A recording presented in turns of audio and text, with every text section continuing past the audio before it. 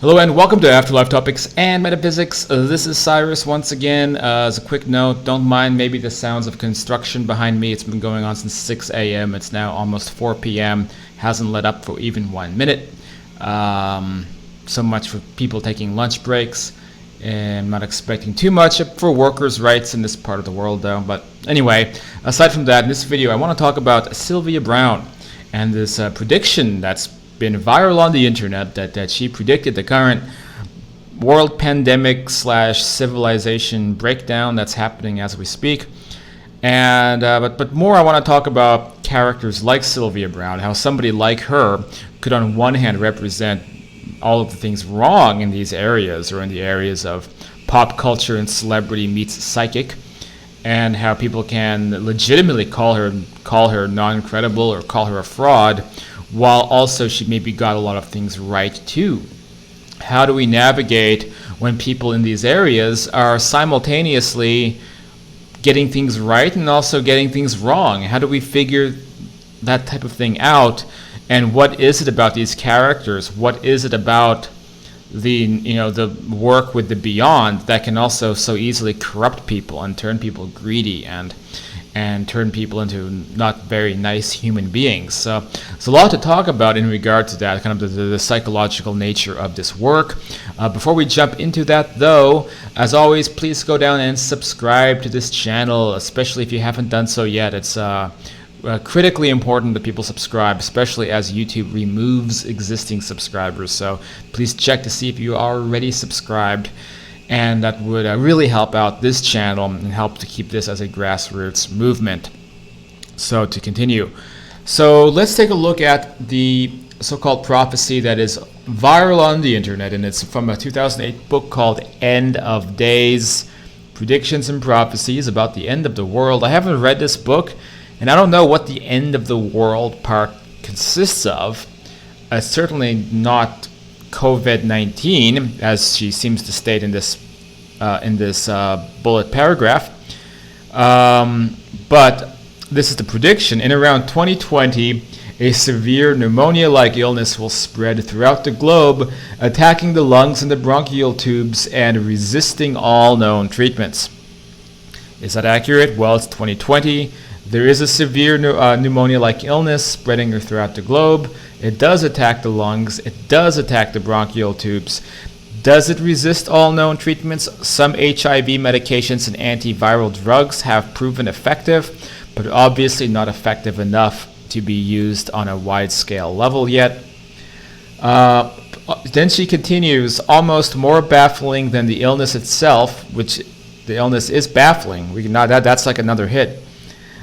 Will be the fact that it will suddenly vanish as quickly as it arrived, then attack again 10 years later, then disappear completely. So just like an interesting, basically she's saying this is just a little bit of a footnote in history, so this is not gonna be her end of days. I don't know what her end of days really is. Somebody who's read the book, you can chime in. I'd be curious about that.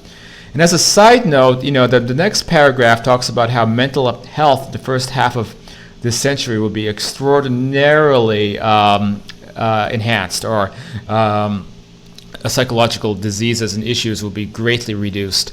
And we can argue that this, just in that next paragraph, may also be a hit, because I recently read about how Elon Musk is investing a great deal into the idea that existing psychiatric paradigm is going to completely change and be revolutionized due to microdosing of DMT and psychedelics, which has proven extremely effective in treating all manner of psychological illnesses when, of course, done in a responsible fashion with a professional or a physician. And Musk is investing into that, and some people do predict that this could overturn the psychiatric paradigm. So what if she's right about the very next paragraph too? Point is that this is some hard-hitting stuff, and people are arguing that it's debunked. It's just like whatever. Sylvia Browne must have seen, back then we had SARS and things like that happening, and so she's just spitballing. And 100 years before we had the Spanish flu and blah blah blah. She's a fraud. I think that type of thinking is closed-minded. I think that it is.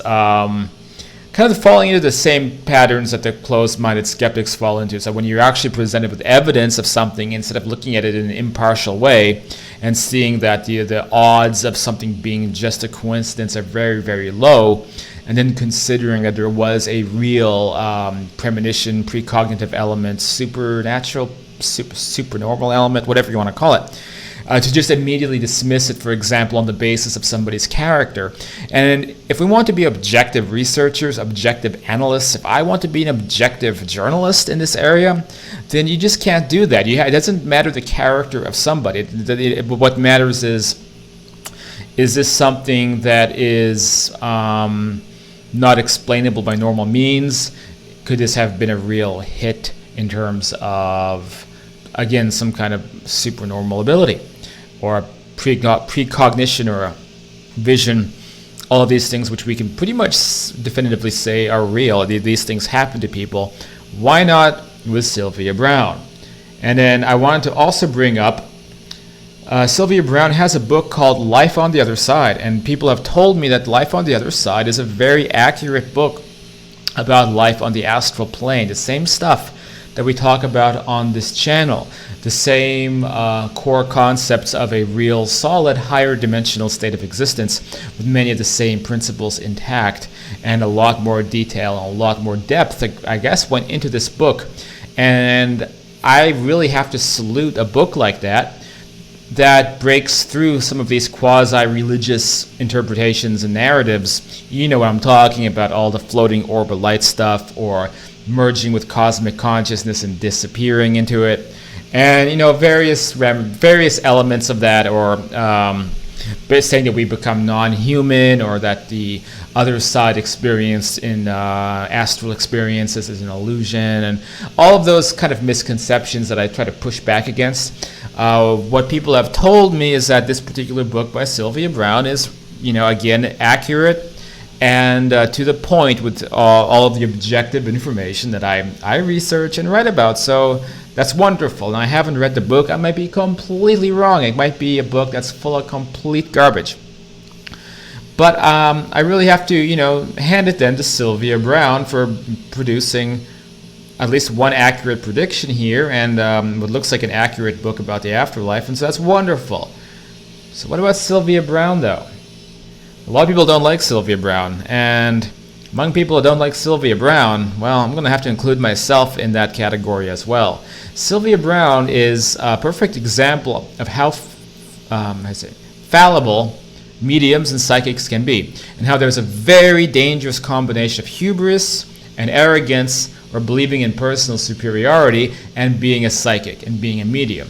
And this is why I think we have to be very careful of celebrity psychics and celebrity mediums. We need to remind ourselves that many of us are capable of the same things as somebody like Sylvia Browne is able to do, but it doesn't involve being on TV and making millions of dollars. That's all just capitalism. That's just business, and it doesn't have anything to do with the actual ability. It doesn't make somebody a better psychic, a better medium. But what it does do is it creates an actual ego problem, and I mean the definition of ego that really is toxic. Okay, I'm not, as you know, I'm not one of those get rid of the ego types of people. I think the ego is part of nature, the human personality. The ego is great, but an ego problem is when your position of your thoughts about yourself are disconnected from the empathy toward other people, or when you hold yourself up to a higher regard than everybody around you. Okay, that's the kind of classic definition of an ego problem. Somebody who's egotistical.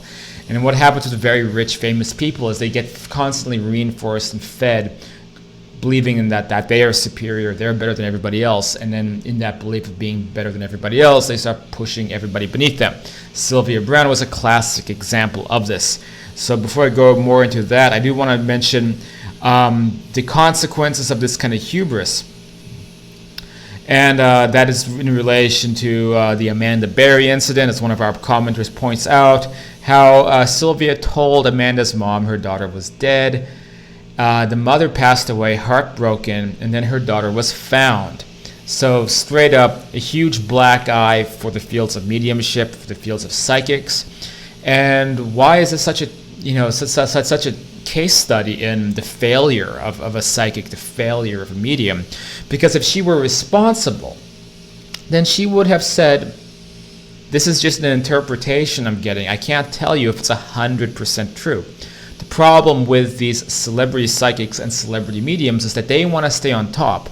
Okay, they're like gangster rappers. Okay, and they got to the top and they're gonna fight to stay on top. And to fight to stay on top, you can't make mistakes. You have to be top of the game all the time. So that way you can be better than John Edwards. You can be better than James Van Praagh, whomever you feel your competition is. You're trying to stay on top because you have this service to self-oriented mentality, and you perceive everybody else as competing to knock you off of your throne. Okay, these are all toxic mentalities, toxic behaviors. It's the kind of capitalistic system gone awry. When we begin thinking like this and trying to outdo and compete in a toxic level with everybody else, right? So celebrity psychics fall into this, and then they never claim that they're wrong. They never say, well, this is just a feeling I'm getting, maybe it's not true.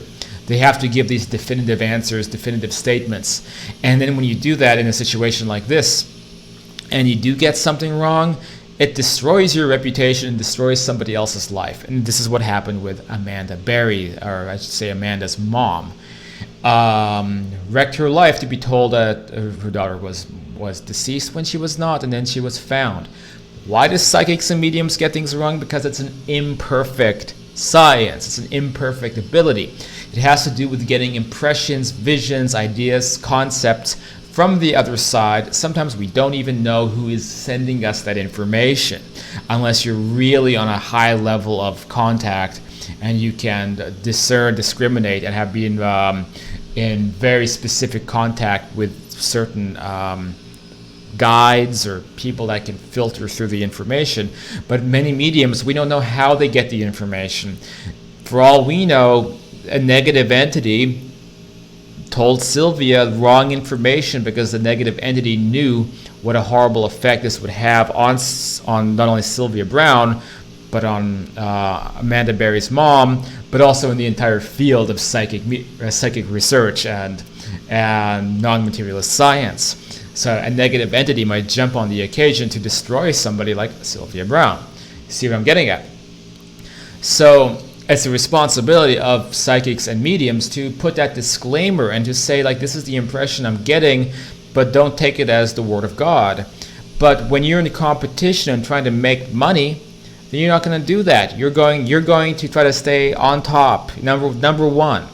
And it creates horrible situations like this. And I've seen other mediums and people far, far less famous than Sylvia was, engaging in the same behavior in an attempt to be number one and stay on top, and then provide bad information to somebody which wrecks somebody's life, actually causes real pain, real distress, real health problems, only to find out they were completely wrong.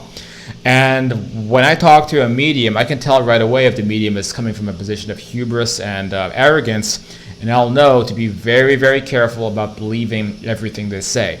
So with mediums, you have to wait and make sure things are verified before you swallow the pill they're trying to give you. So, what about Sylvia Browne's character? So there was another shocking post here on the Afterlife Topics group. There was a woman, and this is her story. This is just her story. I'm not going to say it's completely factual. We don't know, but I'm believing it. She says, I paid Sylvia Browne $900 for a half-hour phone, in quotation marks, reading in 1997. 5 minutes into the reading, I made her mad. She started screaming and cursing at me for 5 minutes straight, hung the phone up, and her assistant called me back, and I could hear her in the background saying my name, calling me filthy names, and then screaming, Who in the F-U-C-K is she to question me? I'm Sylvia Browne.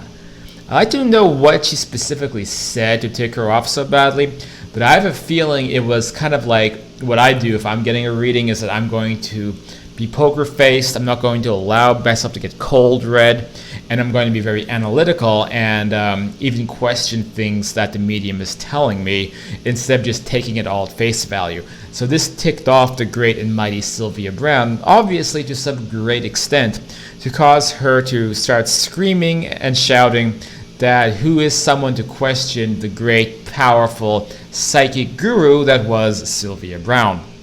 And therein is the problem with this field. Power, fame, money, it doesn't always corrupt people. Okay, I've known people with tens of millions, hundreds of millions of dollars who completely normal, nice, good-natured, good-hearted people. Other people get a high level of fame and money, and I'm going to say more on the level of fame, because that can really go to your head. And I've also, by the way, I've known some famous people. I've known some famous actors and actresses who are also like great, high-quality people. But there's a percentage, and I think this has to do with intrinsic soul-level character flaws. That if you ascend up to the ranks of society, that you can be more powerful and better than everybody else, you will take the position of everybody below you is inferior and they're useless and only good to be exploited, and you're the best, you're number one. This is truly, it is the opposite of any kind of a spiritual path. It's a very common and very dark path to fall into, and even somebody who is claiming to be of the light, of serving spirit, and trying to make the world a better place, oftentimes in those fields you get the worst examples of people corrupted by power and fame, because they get to hide behind this veneer of being altruistic. It should also be noted that people who are narcissists and sociopaths and exploiters, they cling on to things like social causes. They cling on to things that make them look more noble and more believable, because that's also how they operate. The spiritual fields are like this too.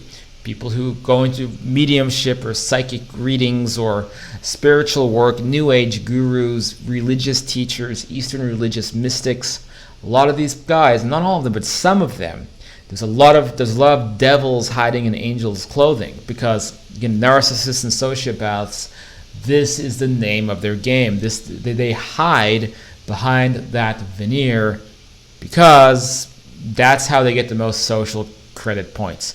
And also, of course, politically speaking, all your SJWs, as they call them, people who claim to be supporting some great social cause but are actually complete hypocrites, or people who claim to be caring about the equity and equality among people, but as soon as they get a little bit of leverage, a little bit of power over somebody else, they come after them to destroy their reputations, cancel culture, destroy people's lives, whatever it takes. Because there's all these demons hiding under that thin veneer of philanthropy or social credit, whatever you want to call it.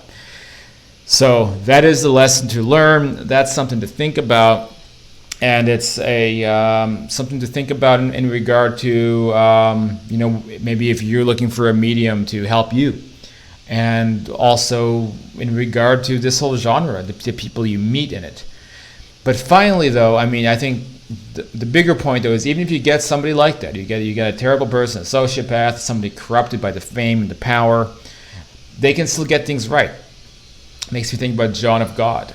John of God, as David Wilcock likes to call him, John of Hell, was one of the most evil people to ever walk the face of the earth. About 600 accusers came out about his, allegations against him in regards of a. I hate trying to skirt around YouTube censorship of with molestation is the best way to put it. But also, the guy was running like a human trafficking farm. So like he was raising babies to sell, and just unbelievably despicable stuff. And how can somebody on the so-called spiritual path who maybe really was healing people, maybe John of God really did have this power, but how can someone like that switch so far to the extreme evil side of the spectrum? Well, it's almost like people on this level of work sometimes do rise above others, and then the choice becomes clear, good versus evil paths, and that there is a light side and a dark side, and that dark side can become 10 times worse, 10 times more powerful than it would normally when you combine it with dark behavior, dark intention, with what we call actual ability, actual higher levels of consciousness, higher dimensional states of existence, that where you can do things like heal people. So that's the danger in this life, is we think that if somebody has a spiritual power, a gift, a psychic talent, that it automatically means that they have some kind of a spiritual authority, that they're good people, that they're honest people, and that they are working in service to spirit. But it can totally, very commonly, really be a dark path hiding beneath. Well, tell me what you think in the comments down below. If you want to learn more about these topics, and head over to afterlifetopics.com or engage in these types of threads yourself over at the Facebook group Afterlife Topics and Metaphysics. Let me know what you think. Get involved by maybe becoming a patron. Patreon.com/Afterlife Topics. Work with me one-on-one. Grab a coaching session with me and to help support this work, helps keep me on the road, making videos and managing all this content, and I can help with all kinds of things, out-of-body experiences, afterlife contact, all the stuff I write and talk about. So any assistance in that area is always appreciated. So thank you everybody for watching, and thank you to all the patrons for helping support and keep this work going. And I guess that's it for now. Comment down below. Tell me what you thought of this video and what you think of personalities like this who can be both right and wrong at the same time. All right, talk to you guys next time.